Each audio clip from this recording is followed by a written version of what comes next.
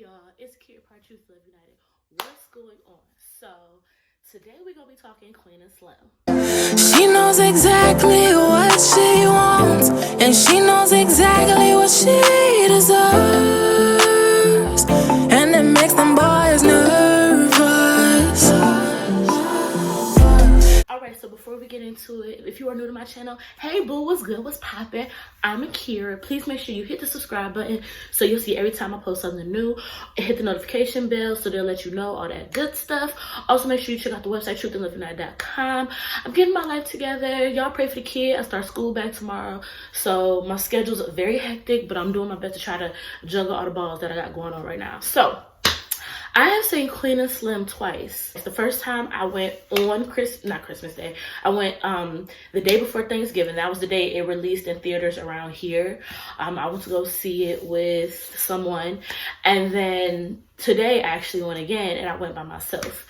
And there are so many moving parts in Queen and Slim. You know, I know there are a few people who I've talked to who didn't like the movie. There are people who I've talked to who loved the movie. I personally loved it. I definitely feel like it's one of those instant classic type of movies. And I'm kind of going off of memory just because it's one of those movies, like once you're in it, and you don't want to, you don't want to take notes because you want to pay attention to what's going on. But if you do, I'm pretty sure you know the premise. Basically, this couple, was not even really a couple, these two people go on a date, which I found interesting just off top, the fact that, let me start here. There are going to be spoilers here, so if you're one of those people who do not like people to tell you the movie and all that type of stuff, get off now, because I'm going to be talking about parts of the movie. I'm going to be just giving my thoughts on certain parts and things like that. So this is your warning. It's going to be full of spoilers if you haven't seen it. But if you don't care, if you still, to me, it's one of those type of movies, even if you haven't seen it and you watch this, you want to know what I think, still go see the movie because the movie is bomb. And I'm surprised that I like it considering the ending, because usually with endings like that, I never want to see it again. I'm gonna just be honest, but we'll get there. The beginning. We never actually hear the characters' names until the very end of the movie. I don't even remember their names right now because you don't think about it till later, but no one really ever references them by name, which is interesting. But, and actually, so I'm the type of person, once I watch a movie, I do a whole bunch of research on it. Like, I try to avoid it beforehand, but after the movie, I do like a whole bunch of research just because I like to pick the creator's brains. I love movie, I love music, I love art, any type of art, especially when Black people are at the helm of it, because for such a long time we've watched the Black experience through other people's lenses. So I really like to watch the Black experience through our lens, and I was really excited to see this movie because Lena Waithe, who was the producer and the writer, and Melina Marsukis, I think is how you pronounce her last name, she's the director. I love her. I've actually been aware of her for a really long time because some of my favorite music videos she's directed. She directed Formation. One of my favorite TV shows is Insecure. She directed episodes of Insecure. So I'm a really big fan of both of them. But one thing I really appreciated that I kept seeing Lena say before I saw the movie was that no white people touched this movie. As far as like, she was not taking notes. It was like, whatever we want to happen in this movie is what it is. Like, white people can't tell us this ain't right, period. And I appreciated that because it's like, again, you know what our experience is through other people's experience, but if you're not Black, you're not living this experience. Now, I have also seen some things where people talk about they don't feel like there should be British actors playing American roles. But my only thing with that is, if you read about Black people in Great Britain, Black people in Great Britain catch it just like we do here. So no, maybe they don't have the experience, maybe they don't have the same exact experience, but it's very similar. It's extremely similar. If you actually do your research, it's very similar. So it doesn't bother me to see British actors, because a lot of people were going off about Daniel Kaluuya, but Jodie Foster Smith, I think is her name, that's the girl who plays Queen. Queen is also British. So, and a lot of people don't know that because she's a newer actress here in America. But yeah, she's British as well. I feel like, did they play the role or not? Did you feel it? Like, it felt like I was on the run with them. Like, you feel like you're a part of it because you feel like you know them people. Like, everybody knows a queen. Everyone knows a Slim. You know what I'm saying? Everyone knows a queen or a Slim. Queen is a lawyer. So maybe you don't know a lawyer, but you know someone, everybody got that bougie family person or that bougie friend who come across just like, child, because the first time we see them is them on this date. And I found it interesting that Queen would even go out on a date with Slim, considering Slim work at Costco and Queen is a lawyer. So off top, I'm kind of like, I don't know about that. I mean, to be fair, you kind of get a little bit of understanding when she talks about how her client caught the death penalty that day. So it might have been just one of those things like, I just need somebody, child, and he already has shown interest, so let's just get it popping type of thing. But in general, to me also, it explains why maybe up until that point she hadn't said anything. Because I mean, in real life, I mean, no shade, Slim is out of Queen's League. Like, it's just not, I mean, Slim is out of Queen's League. Like, why would she, no disrespect to Slim, because I like Slim. But Slim, I think, he comes across very like, I don't understand like why she acting this way. When, first of all, if I'm on a first date, I don't know if I want to go to a diner, which I appreciate that it's Black owned. Shout out to that, because I like people who pay attention to those types of things. But we couldn't find no Black owned nice restaurant. Like, just saying. So yes, they're on a date, and the date is just kind of blah. You know what I'm saying? Like, but we learn a little bit about them. We learn about how, yeah, she is a lawyer. He makes a, when he's talking about the waitress, like we kind of figure out he works at Costco's. And it's just interesting watching them interact, because it's very uncomfortable. It's very cringy. This whole interaction in the beginning is kind of like, girl, go. It's time to go, child. The whole time I just remember thinking, girl, it's time to go. He ain't it, sis. So they're on the way home. And it's so funny because I don't know if you guys know, I'm from Cleveland, Ohio. So when they're driving down the street, I'm like, I know this street. I know that building. This look real familiar. It's over on St. Clair. It's crazy because, yeah, I didn't realize they were supposed to be from Cleveland. So it felt even more honest, I guess, for me in particular, because like where we come from here in Cleveland, like we know people like that every day, where you can have a regular, like, everybody in our circle, or just my friends, like we all know somebody who done got hemmed up by the police, or who done caught something crazy by the police here in Cleveland. So that whole scene, I've never seen it to where they killed a police officer. I ain't saying that, but that whole like that animosity that some police officers have, not all, because I'm very quick to say I've had bad experience with police officers, but I've also had good experience with police officers. So I'm not one to believe that all police officers are bad, but just like how Black people aren't a monolith, neither are police officers, and all of them are not good. And I think it's important to be honest about that, because a lot of times it almost feels like if you are pointing out the negativity in certain police officers, then you're anti-police. No, I'm just pro-reality. It just is what it is. In every group, there are people who slip through the cracks. There's evil that slip through the cracks sometimes. It just is what it is. And this is one of those type of situations where, you know, they're talking, whatever. Oh, and this is another narrative I saw a little bit, how, you know, Slim is a Christian.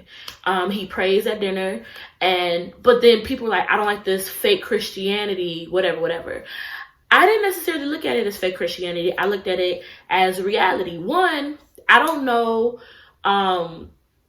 Melina and Lena's like religious backgrounds or anything like that, but again, this is written through a Black person's gaze. How many Black people do we know who love God, do their best to do whatever, but they still struggling with certain things? They still having sex, they still might be out here doing whatever. Like, let's just be honest about what it is. So to say that's not a fair representation of Christianity, I don't think that's true. I think there are still Christians who love God, who really want to do what he want to do, but they still have certain areas that they struggle in, i.e. sex being a huge one, because a lot of us like having sex. Everyone hasn't gotten to that place of self-control, of abstinence and things like that. So I just don't like that narrative, like how certain people like just completely wrote it off, just off the fact that, oh, well, he was still trying to get some. He's a man, and frankly, if we're being honest, when we talk a lot of times about Christianity and celibacy, it is not male specific. As far as like, what I mean by that is like, that message isn't directly targeted towards men. A lot of times it's directed towards us, which isn't fair, because a lot of times, not all the time, obviously nowadays, or not all the time, but a lot of times men are having sex with women. So why are you dominating, why are you trying to direct it towards the women when you should be directing it towards both of us? But that's a whole nother video. That's a whole nother argument for another day. Anyway, so back to the movie. They're on this, they have this blind date. He's taking her home and he gets pulled over for, I think he said he did an illegal lane switch, something. But this police officer, he's just being unnecessary, just being extra and unnecessary. And I mean, we're used to that, unfortunately. Like I said, I've had good experiences and bad experiences with police officers. I've had police officers be real extra for no reason, and I've had police officers be very nice and just get me out of where I need to go very quickly. So, but there was nothing about that interaction that made me be like, this is so far-fetched, this is unrealistic, this is not how it is. That's exactly how it is. Especially, I'm not gonna say especially here in Cleveland, but it felt real. It felt real. It becomes this whole thing. He starts trying to search his car, just being extra for no reason. And finally, Slim's like, yo, it's cold. Now, anybody who's from Cleveland knows the Cleveland weather is crazy. One day it will be 85, sun shining, unicorns and rainbows. The next day it is negative 15, and you need your boots and you need all your ski gear. Okay, that's just what it is. So it probably was really cold. It might not have looked it just because there's no snow. Please do not let the fact that there is no snow fool you. It will be, sometimes it is freezing here in Cleveland and there's actually no snow to be seen. So when I seen that little cold air, I know exactly what he's talking about. It probably was freezing. It probably was literally maybe 10, 15 degrees. It's legit like that here. He says, you know, it's cold, and that like just sets the police officer off.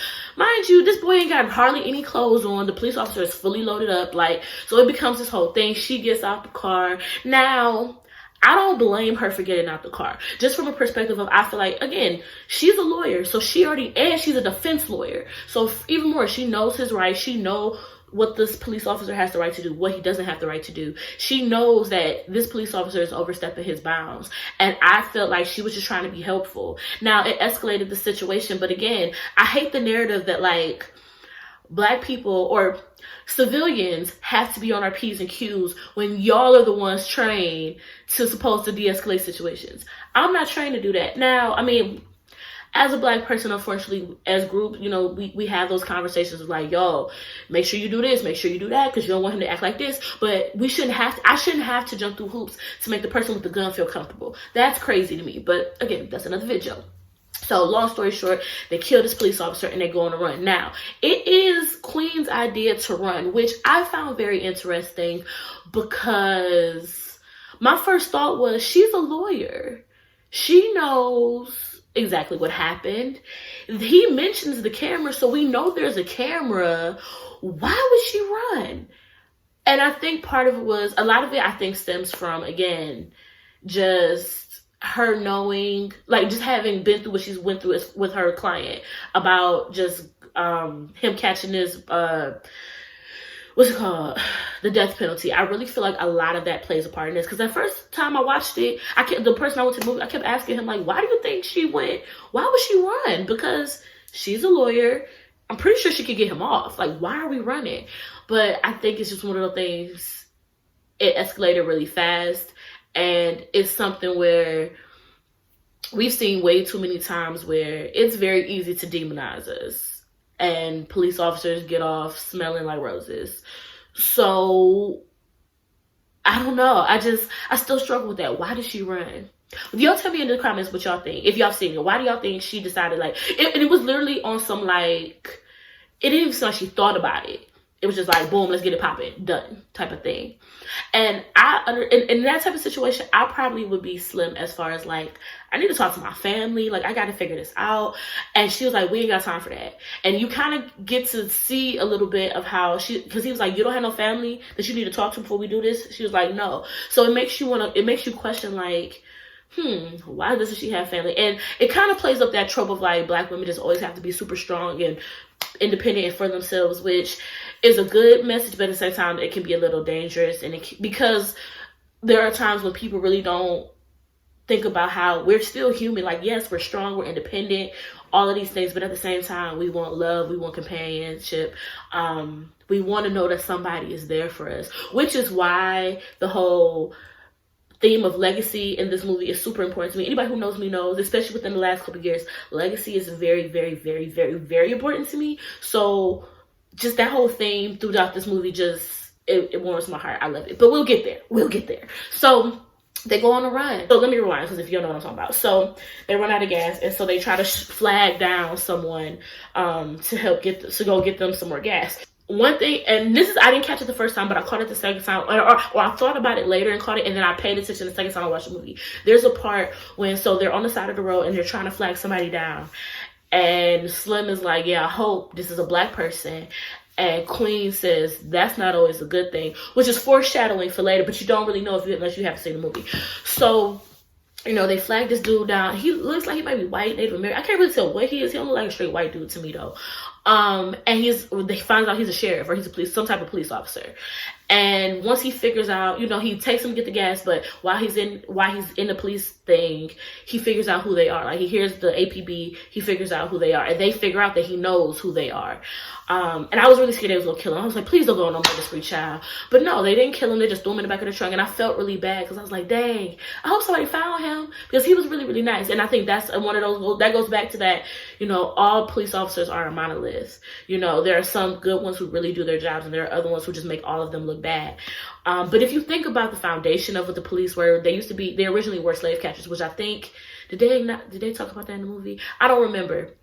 But yeah, police officers, the whole idea of the police force originally started from police being slave catchers when slaves would run away. With that being the foundation of it. But anyway, that's another video. We ain't gonna go there today. Anyway, they throw him in the back of their car and they take his truck. I appreciated the fact when he figures out who they are and he's kind of trying to talk to them, he doesn't try to justify what the policeman did. I think that's really, really important, because sometimes it feels like when we say A, B, and C happened, and this is why this caused this, people are very quick to try to talk about how awesome this police officer was, da da da. And that's not saying maybe he didn't do good things, but that doesn't negate the fact of what he did in this moment. And because he didn't know that police officer, he didn't try to justify what he did, which I appreciated. So they don't kill him, they just throw him in the trunk, they drive off, and it's just them on the road. And in the beginning, they're just real nitpicky and just fussing because they don't know each other for real. Like, this is literally their first date. Could you imagine going on a date with somebody and then y'all end up killing somebody, or y'all end up killing somebody? Like, that's just, it's crazy to me. So one of my favorite scenes is when they're leaving to go to New Orleans to go to Queen's uncle's house. One of my favorite scenes is when they first get to Queen's uncle's house and she knocked on the door and she's like, where my uncle at? And the girl like, who your uncle? And she's like, don't play with me. It was like all like she had been kind of teetering on, you know, like we could tell that side is in there, but she went full there when old girl tried to play her. And I was like, yes, sis. And I think that speaks to like that code switching a little bit that we do. Oh, let me rewind a little bit. I'm sorry. So before they actually leave, they get food, and that's when he accidentally hit the dude, and that's when they found out like the surveillance tape is out. So everyone knows who they are. Like, everyone knows their faces. And a lot of little things happen between them, but I just found it interesting. Like, the dude who he accidentally hit, the one who was talking real crazy about his baby mama, all this foolery. Like, I just appreciated there's different types of black people. And sometimes, you know, when we talk black excellence and we talk whatever, like, we try to act like the less seedy black people don't exist. No, we're not a monolith. We're all whatever. And there's this one part where they kind of like touch on the idea of black excellence a little bit, where Slim asks Queen, like, are you a good lawyer? And she says, I'm an excellent lawyer. And he says, you know, why black people always gotta be excellent? Why we can't just be ourselves? And it's interesting because when you think about it, I am very pro black excellence, this in the interest of full disclosure, but I can also understand how sometimes that is exhausting, from the idea of, I just want to be able to figure out who I am. And guess what? In the process of me figuring out who I am, I might not always carry myself as an excellent person. I'm gonna make mistakes. I'm gonna do things that are maybe less than my character says it should be. Whatever it is, like, I need space to make mistakes. And when we talk about black excellence, we don't always give each other that space. So that's a really interesting idea to think about, or idea to kind of pick apart when we talk about black excellence, like being able to still give each other space to find our excellence, if that makes sense. So I picked up on that. But anyway, so they get to New Orleans, which I love New Orleans. anybody who knows me knows, if I ever retire one day, I want to retire to New Orleans. I absolutely love New Orleans. I love the vibe, I love the culture, I love the people, I love the city. It's so beautiful. Like, I just, as someone who doesn't know my history all the way, just because I know like a lot of my personal family history, but I don't know like what country we're from, Africa and things like that. I really want to know that. There's so much, like, I love people in communities who are like fully enthralled in their culture. So that's probably why, one of the reasons I gravitate towards New Orleans. But anyway, I just love the vibes. I love the colors. Old girl with the pink hair, y'all. If you watch my videos, you already know. I love me a good colorful hair, especially colorful braids. And old girl who had the pink. And the dope thing about that whole scene is that it just felt regular. Like, I know someone who used to run girls. You know what I'm saying? So it just felt regular, if that makes sense. That's all I can explain it. Like, when I watched the movie, when the first time I went to the movie, and me and the person, we were talking about the movie after the fact, and I said it felt honest. Like, that's the best word I could find. Like, it felt honest. It felt real. It felt like some people who I know made this movie, if that makes sense. It's the same feeling I caught the first time I heard I See It at the Table by Solange. I literally felt like Solange got a whole bunch of black girls together. It was like, all right, y'all, I'm about to make this album. What y'all want me to talk about? And she made the music. That's literally how I felt about Queen and Slim. Like, all right, y'all, like, I want to make a black love story. What's popping? How we gonna get this going? All right, cool. Like, that's really what this felt like. And I love those girls because it just felt so honest. Like, it wasn't about being overly sexual. Like, you don't even realize I didn't realize until the second time I went back and watched the movie that they were walking around most of the time in lingerie. It didn't even click to me that that's what was happening. It was just, they were just so pretty, and it just felt regular. When she goes to her uncle's house, and, you know, her uncle is just like, you know, he knows exactly what happened, or he saw what happened, because again, the video of them accidentally killing this officer has gone viral at this point. So he knows what's happened, he knows what's going on. Long story short, you know, they have to stay there because they just got to get, you know, figure out what their next move is. And in the beginning of the movie, she has these long braids, and she cuts her hair, which black women, we all know what that is. You know, there are some black women who are afraid to cut their hair. I've cut my hair, and it's one of the most freeing things I've ever done. And it almost feels like you see a switch a little bit in her. Like, you see her for who she truly is. Her hair, I feel like, tamed her. And when she cut it, it was like, oh, it's a wrap. She looked like a completely different person. She looked bomb with her haircut. And it was so funny because when Slim cut his hair, I kept thinking, I didn't even think about Daniel Kaluuya. Like, I was really into him being Slim until he cut his hair, because then he looked just like what's his name from Get Out, his character from Get Out. So I was like, how did he? Oh snap! Okay, to me it was just almost like, you ever watched what's that movie, Ray? Okay, so Jamie Foxx did such a good job in Ray that I forget that Jamie Foxx is Ray until the part where he's like dreaming and he takes the glasses off, and I'm like, what is Jamie Foxx doing in this movie? Oh snap, he's been playing it so good that I forgot. That's crazy. So that's literally how I felt in that moment. Like, what are you doing here? Dude from Get Out, what you doing here? Oh yeah, I forgot you're playing this guy. But anyway, so, and you kind of see them start to build that intimacy. I don't want to go scene by scene because I'll be here forever. I don't want this video to be stupid long. I'll just kind of fast forward from here and mainly get to like my favorite themes in the movie. So long story short, you know, their uncle, we find out through the midst of her being with her uncle, we found out kind of why she has like this disconnect and why she has this wall up and things like that. And it's because her mother died. She never talks about her father. Her mother was actually killed by her uncle, the uncle that she's there. And the first case she ever tried was him getting him off for killing her mother. And even though it was an accident when he killed her, like, that's a burden she carries. It's probably a guilt that she carries. So we kind of see in the moment, like when at first he's like, no, I'm not gonna help you. She's like, you owe me. And he immediately like straightened up and flew right. You kind of get, you know, when her and Slim talk about it later. And I feel like that was when we saw like kind of the first break as far as her wall, like her being vulnerable enough to kind of tell him what happened and what's going on or whatever. Well, actually, no, she tells him later, but he kind of just says, like, she just kind of mentions that her uncle killed her mother. So, and that's when we kind of, you know, so they get this, the uncle gives him one of his cars, and they leave. They have to leave because one of the girls used to mess with a police officer, and the uncle was smacking her. All this foolish, all this crazy foolery going on, you know, typical that type of situation stuff going on. And the police come, and so they like, yo, y'all gotta get out of here, because, you know, of course we don't want them to get caught.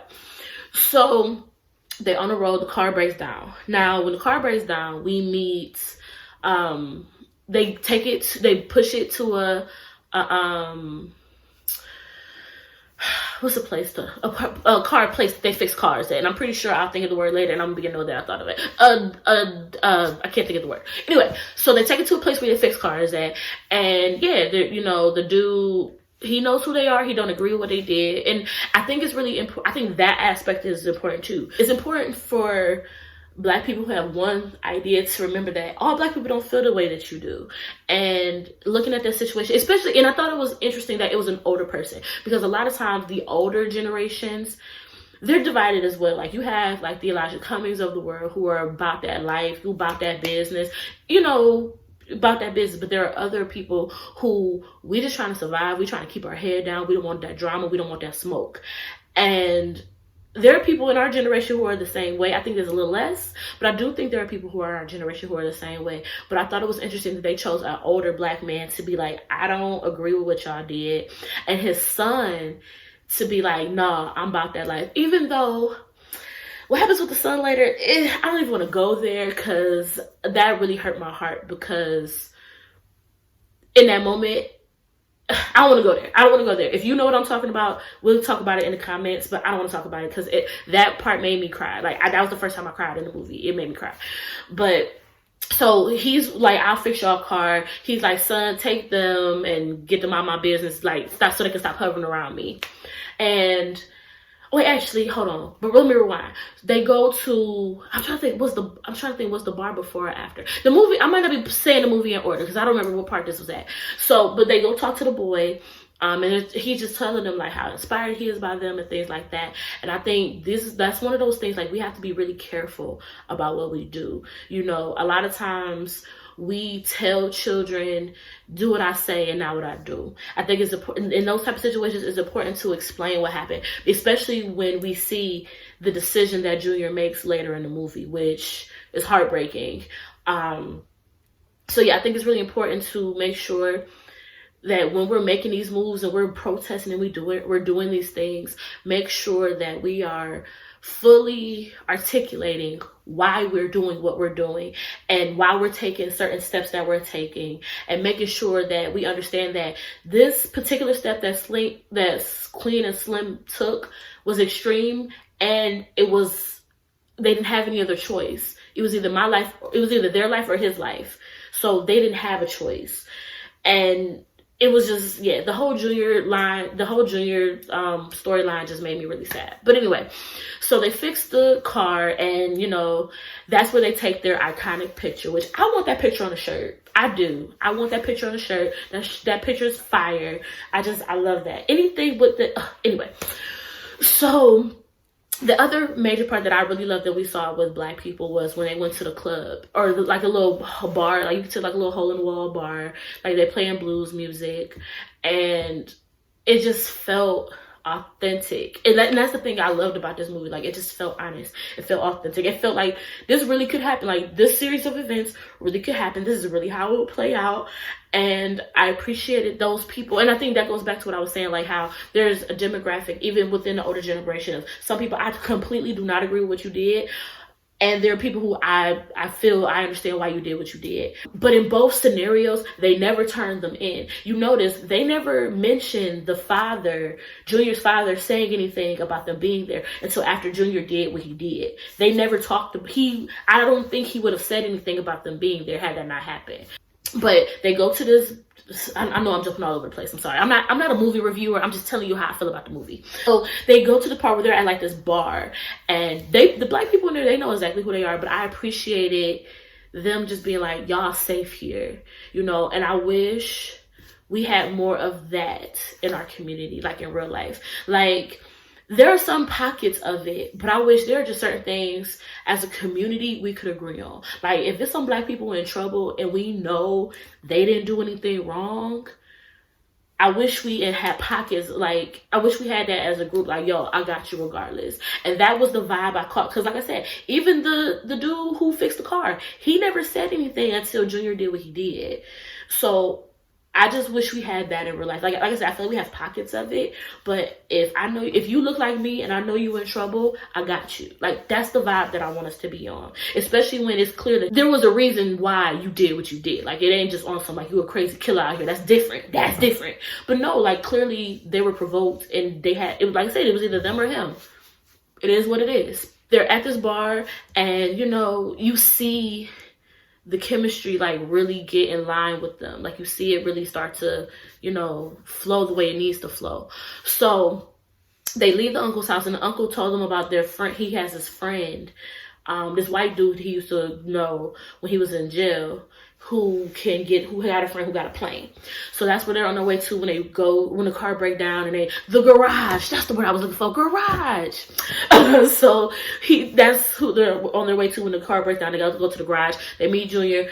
We see that Junior has this moment now, after the car gets fixed, they veer off to her mom's grave, and that's when we find out the story of how her uncle accidentally killed her mom. And it's crazy because, there are some people who are like, this sex scene was unnecessary, da da da da. Sex is a part of life, so sex scenes don't bother me. I feel like it was very tasteful. It wasn't raunchy. It wasn't whatever. And it made me think about not only the sex scene, but also the scene where they were in the bar. How many times do we see dark-skinned people in love and, like, actually, like, because a lot of times what happens is it's like a dark-skinned dude or a brown-skinned dude and, like, this racially ambiguous woman. Very rarely do we see a dark-skinned woman and a light-skinned dude. Sometimes it happens, but it's very rare. The only two dark-skinned people I can think of in a relationship is Max and Kyle from Living Single. Like, that's the first thing that pops in my head.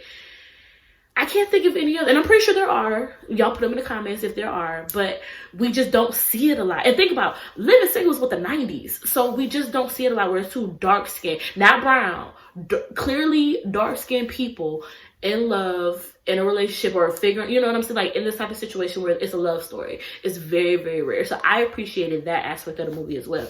And it was just nice to, like, see two black people kissing, two dark-skinned people, like, having sex. I mean, not because I want to see them having sex, but I'm just saying, like, showing that human side of us. There is something to be said of the over-sexualization of dark-skinned men, and how, that doesn't translate to dark-skinned women, and how a lot of times dark-skinned women are looked at as more masculine because of their dark skin. And those traits that people look at dark-skinned women to be masculine for, those are the things that make black men desirable. So it was just really refreshing to see a dark-skinned woman with short hair who did not have all of that, because at that point she already had cut her hair off.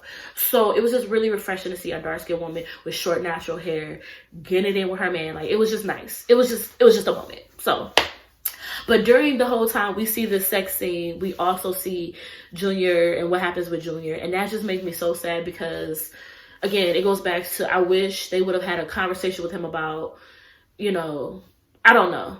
They didn't know that was going to happen, but it was just sad. It was just sad. So they get to their next destination with the white couple. The husband used to be in jail with the uncle, and that's how we know this white man. His wife, she's a lot, but I also understand why she's a lot. You have to think about, because I like to play devil's advocate sometimes. On the surface, she's just like, ain't nobody got time for this drama. Take y'all Negro tales on somewhere. Anybody got time? But from the perspective of, if she's been with him since he was in jail, she's probably seen a lot. She's probably been through a lot with him. So she like, we finally in a place where we ain't on that no more. And now you're going to bring two people who are on the run from the police to our house.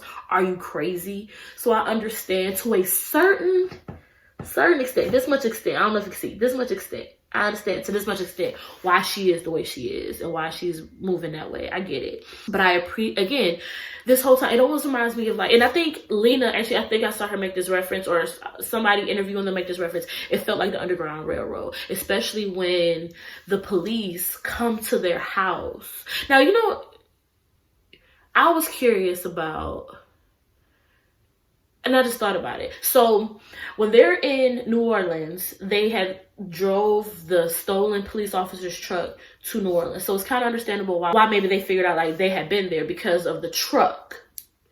But how did they know about the blue car?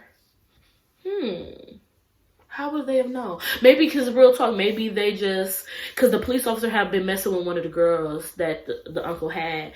So maybe he just kind of kept an eye on his cars, like knew it was popping. Maybe it was something like that. Because I don't think anybody in that house told. I don't believe that. So that's interesting. I just thought about that. But anyway, so no, they know because of what happened with Junior. I just figured it out myself. Never mind. Anyway, so they get to the white man house and everything was cool for the most part until they found out what happened with Junior, and you could tell they felt guilty. That whole scene is just sad. It's just so sad to me. And I don't want to cry, so I don't want to talk about it. But they're having dinner, and she's just kind of talking to him like, did you tell him to do that? Da, da, da. And the wife, like I said, I think she is kind of like the white person perspective to a certain extent, how white people don't listen. When it comes to black issues, when it comes to black people being rebellious, white people don't listen to the reasoning. They just see that you're trying to disrupt their life and they're not trying to have it, which is annoying and frustrating, but that's another video. But I appreciated the fact that even though she might not necessarily agree, she knew something was wrong. Like, she had at least seen enough of that video to know, I might not like what happened, but I understand that this is it. What happened wasn't right. So I'm just going to sit here and be mad and be quiet. I appreciate that. Especially when the police came. So the police come and they have like all these hiding places. Like, they're like under the floor in their bedroom. Like, it's crazy. Like, cause he said that the house used to be, the underground, like, I don't know if he said it, but it made me feel like that house had to be one of those houses, like maybe where they used to hide the slaves during the Underground Railroad type of thing. It had to be, because yeah, like who just got a little piece of flour up under their bed just ready to go for somebody to hide? That's crazy. So anyway, so they hide there, they stay there all night, and Queen is finally like, boo, look, I ain't got time for your shenanigans. We got to go. We got to figure something out. We see that the police are in front of the house waiting to see what happened. So long story short, they get out, they jump down, the Queen breaks her arm, Slim snaps it back into place. They go into the dude's like garage where his car is parked, and they hotwire the car.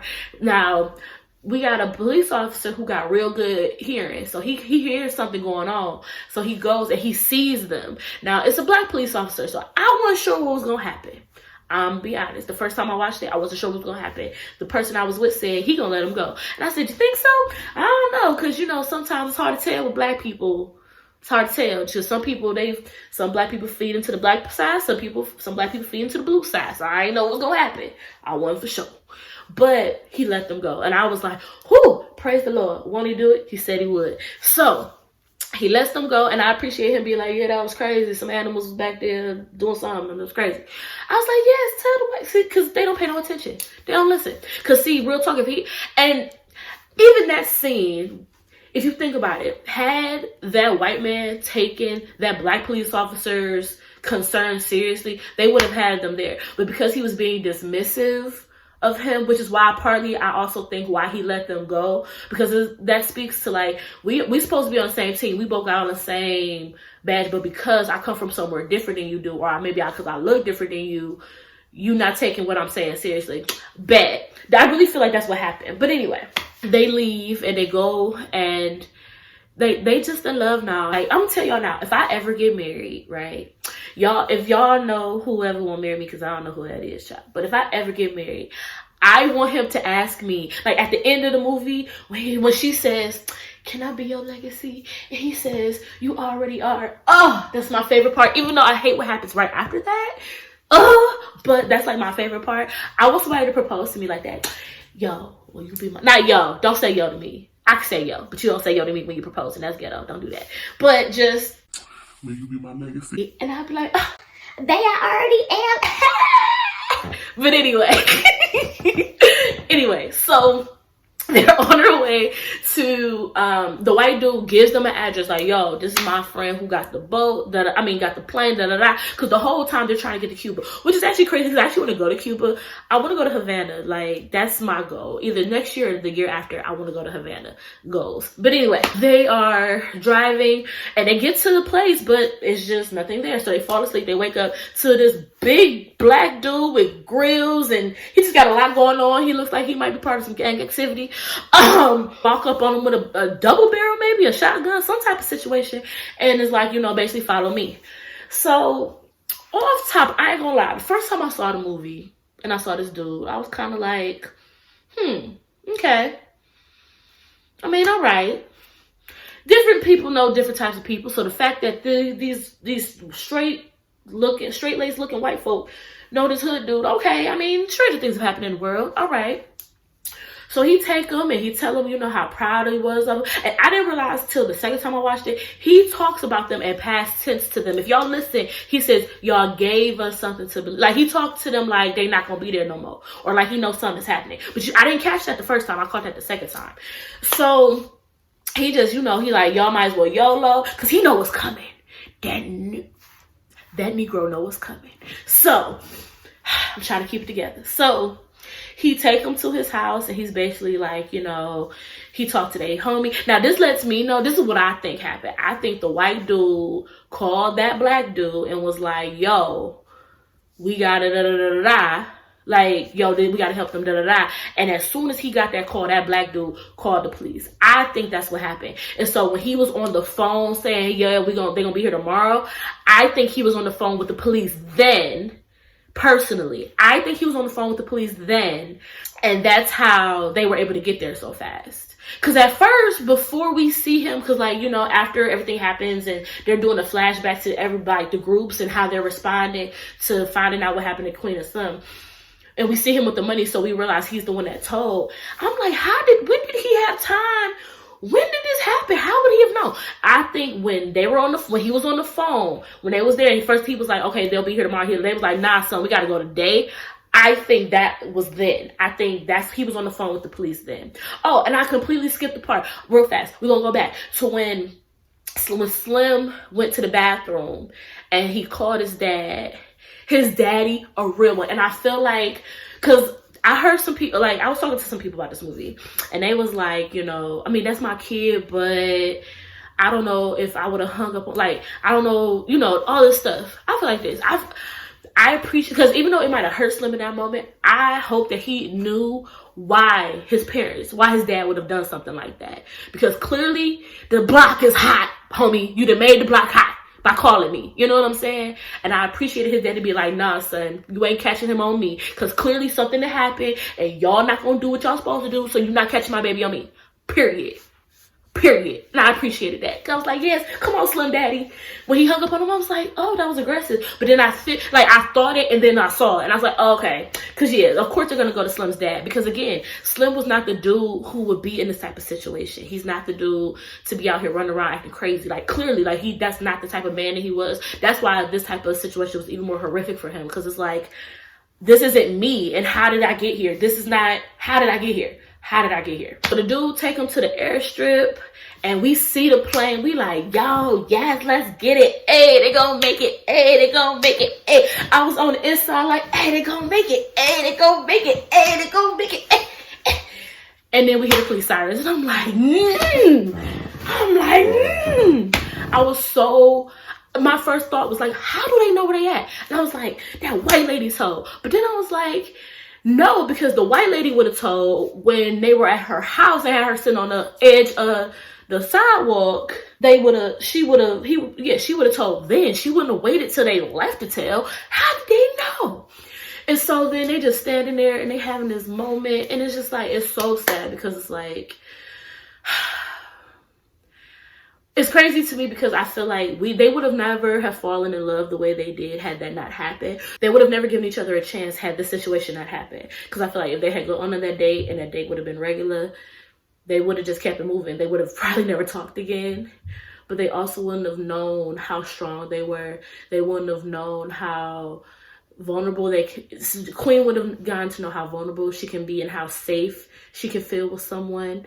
Slim wouldn't have gotten to see how strong he is and how extraordinary he is and how big he is outside of just him wanting to stay in his hometown his whole life. Like, they got to figure out and discover sides of themselves that they would have never known had this situation not happened, and had it not been them with each other, because it takes special people to pull out certain parts of us, and they might not have never discovered those sides had it not been for them meeting each other.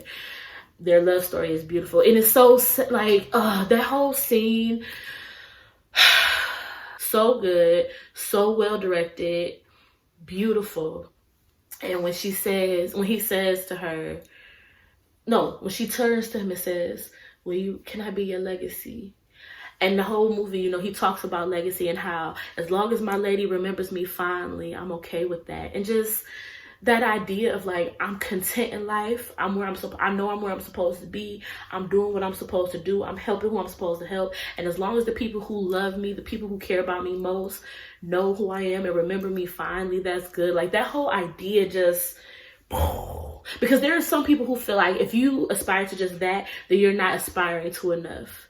Sometimes we bend over backwards to impress all these other people, when the main people we should be worried about, the ones who love us, the ones who care about us, the ones who cheer us on even when we're in our darkest days. If we're being honest, depression had been kicking my butt this past week, if I'm being honest. And yesterday I had a floodgate at church because my pastor preached about depression during the holidays.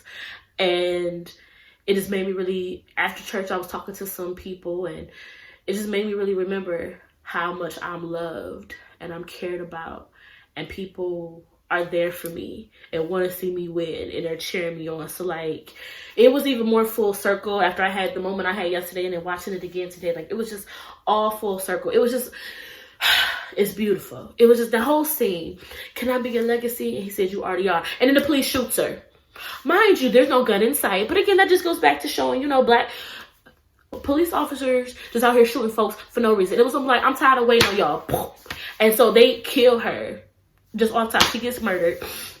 Slim picks her up and it's like, my babe, like, you know, and then they kill Slim. And it was the first time my feelings were hurt and I was upset. My first instinct was anger, because I'm like, dang, we always got it. But again, it felt honest, because I find it very hard to believe that in that scenario, in real life, police would have let them live. I'm just being honest. Because even that police officer in the beginning was lying. They being the belligerent, he's swerving, all this extra, and that's not what was happening.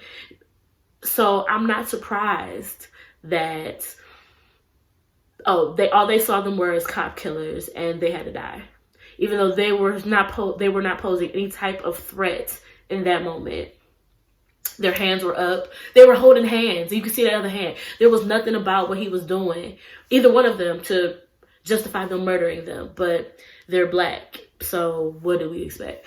And when we see, you know, everybody, we're seeing everybody's response, and her uncle, you know, the girls, like, it was just so sad. After, like, they passed away, like, we see their funeral, and we remember, like, we knew what they stood for. They were black people who decided not to be a hashtag.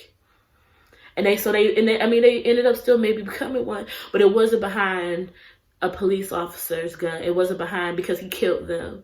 It was because they were defending themselves. And that's this whole idea of just, you get tired of feeling like it's always a bullseye on your back. One day I won't work where I work anymore, and I'll be able to talk a little more freely about that, because of the job I have, actually, especially now, come into contact with police officers a lot more than I would like to, and it's interesting how they respond to me until they realize why I'm there. And I'll go more into that one day when I don't work where I work anymore. But yeah, like, the movie is amazing. I loved it. I thought it was awesome, and I'm big on words. I love poetry. I love complete thoughts. I know that sounds crazy, but I love dialogue that has been thought about and there's intention behind it. And when she says, I want someone to love me so deeply that, like, she said, I'm paraphrasing, but basically, like, I want someone who doesn't want to love my scars away, who's gonna love me enough while I fix it myself. I said, girl, you better come on in the room. Like her whole, just the way she want to be loved, I felt her on that. And just wanted somebody who gonna be there, who gonna rock with me. Not because he wants to fix me, but he loves me enough to shield me from the world while I fix myself, while me and God figure this thing out. Even though Slim didn't believe in God, Queen didn't believe in God, but when he was like, swear on something you believe in, she was like, I swear on you. I said, yes! Even though I don't swear on the Lord, but I understand. Just come on, y'all. Okay, this video is extremely long. I'm sorry. But Queen and Slim, I definitely would suggest you go see it. It's a beautiful love story. It's sad at the end because, but again, it felt honest. Like I said, I'd find it very hard to believe that police officers would have caught someone that was a police killer, that they would have let them leave alive. I find it hard to believe. I kind of wish they would have got to Cuba. I really do wish they would have got to Cuba, but I understand. I get it. I understand. And when I told you earlier, she talks about how sometimes me and a black person being in a car ain't always the best, because old boy is the one that turned them in. He's the one that gave them over to the police. And to me, he kind of spoke like a shifty type of dude, but up until this point, we've seen so many black people who've had their back that it's like it's almost like you let your guard down a little bit, and it was crazy. So it was a good movie. Tell me what y'all thought. If y'all saw it, let me know down in the comments what y'all thought. If y'all haven't seen it, do you plan on seeing it? I want to see it again, to be honest, but I might wait until it's on somebody's DVD or something, because I can't keep giving the movie theater my money. But I thought it was amazing. I want to love somebody like that. Like, that type of love is dope. That love where it's like, I know I'm a mess, I'm figuring it out, but I still love you and you love me, and we figuring it out together. And I got you and you got me. I don't know if that type of love is real in real life, but if I ever get in that place, like, that's the type of love I aspire to. So I think that's dope. But I hope y'all like this video. If you did, make sure you thumbs it up, share with some folks. Like I said, tell me what y'all think. Did y'all like it? Did y'all not like it? What's good? What's popping? And like I always say, as long as you're running your race at God's pace, you're exactly where you're supposed to be. Bye, y'all. Know that girl can make everything